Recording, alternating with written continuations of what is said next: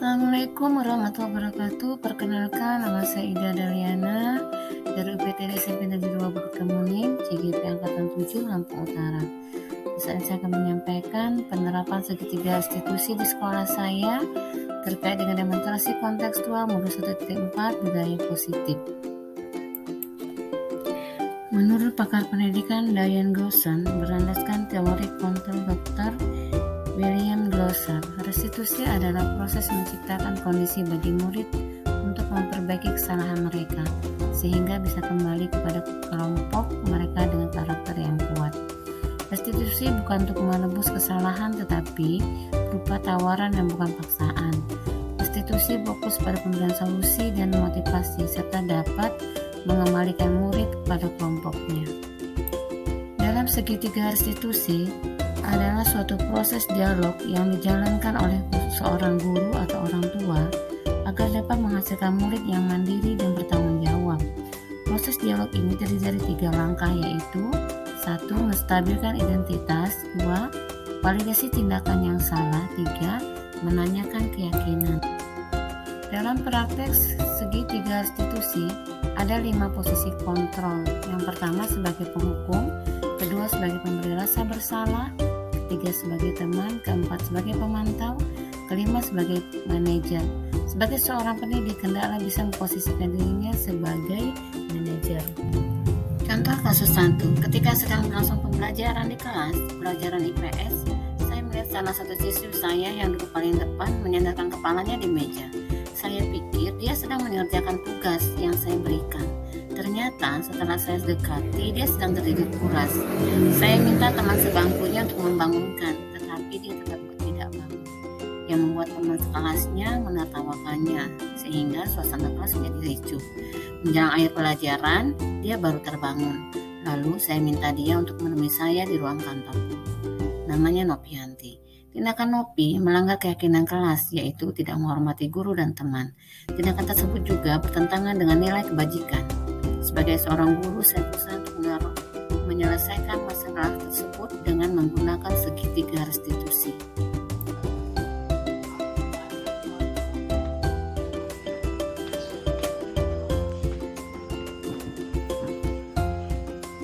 Tapi tahu nggak kenapa ibu panggil ke kantor?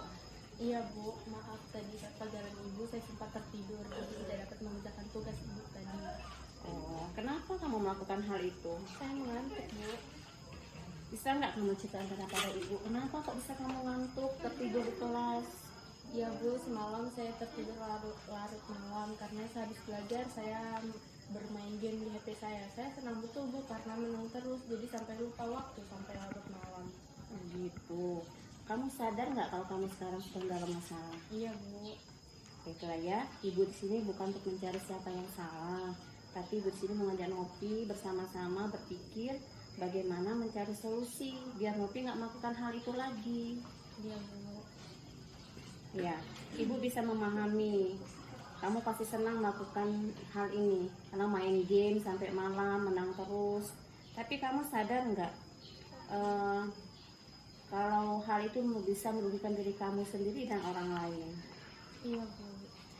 Sekarang mari kita bahas tentang keyakinan kelas kita, kesepakatan pada saat belajar IPS. Yang mana yang belum kamu lakukan? Kita harus saling menghargai ketika guru menjelaskan, murid memperhatikan.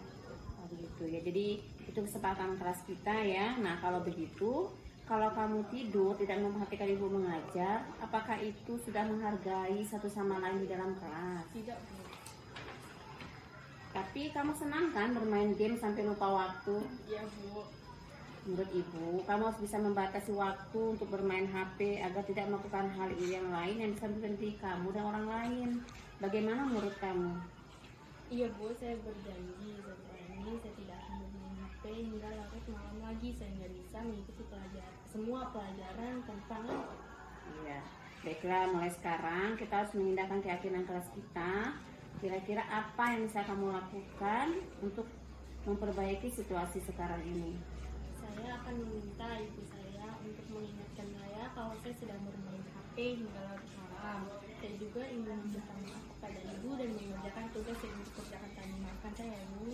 Baik, Baiklah, nanti ibu akan maafkan. Sekarang kamu kembali ke kelas dan ikuti pelajaran selanjutnya. Semoga kamu sukses ya. Terima kasih Bu.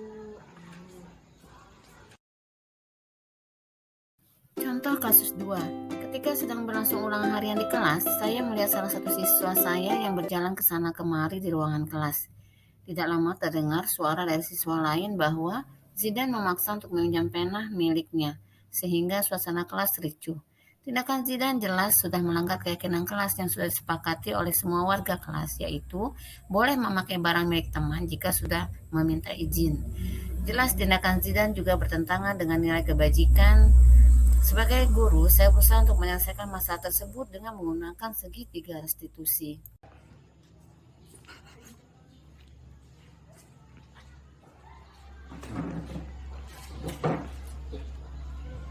Zidan tahu nggak kenapa ibu panggil ke kantor? Iya Bu, ya tadi saya saat jam pelajaran Ibu, saya berjalan-jalan di kelas dan meminjam pena teman saya tanpa seizin dulu Bu. Kamu tahu tidak kalau kamu sekarang sedang dalam masalah? Ya, Bu. Baiklah, ibu di sini bukan untuk mencari siapa yang salah. Ibu mau mengajak kamu bersama-sama mencari solusi, berpikir bersama-sama tentang apa yang bisa kamu lakukan untuk memperbaiki situasi ini. Kamu melakukan hal ini tentu ada alasannya ya kan? Ya, ibu bisa lihat kamu senang berkeliling-keliling kelas ya, mengganggu teman-teman kamu yang sedang belajar, menggunakan teman barang milik teman kamu tanpa izin, sehingga kamu sekarang dalam masalah. Sekarang mari kita bahas tentang keyakinan kelas dan kesepakatan saat belajar di TS. Apa yang kita percaya, mana yang belum kamu tunjukkan. Saling menghormati satu sama lain saat menjaga kenyamanan dalam belajar Bu. Nah, kalau begitu, kamu kesana kemari saat belajar, menggunakan barang temanmu tanpa izin. Apakah itu sudah menghormati satu sama lain dan menjaga kenyamanan dalam belajar? Iya Bu. Tapi kamu senang kan jalan-jalan di dalam kelas? Iya Bu.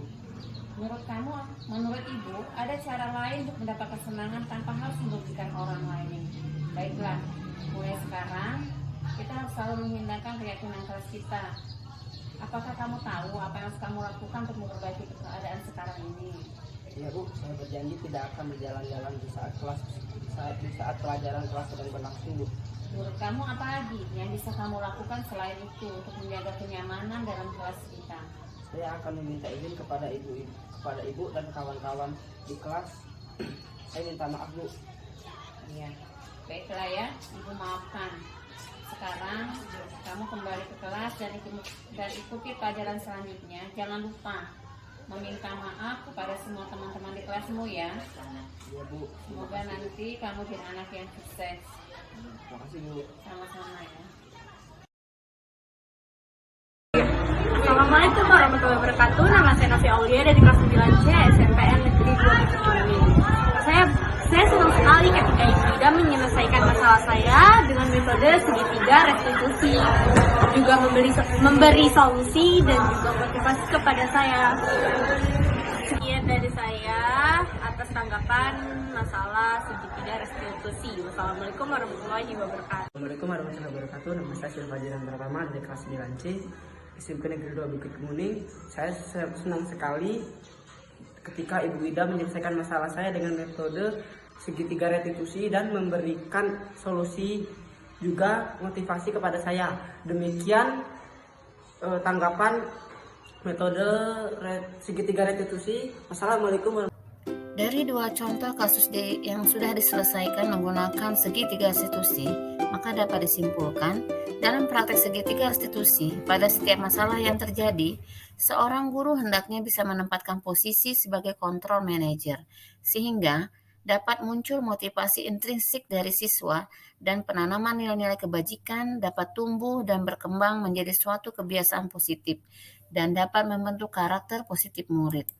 Terima kasih.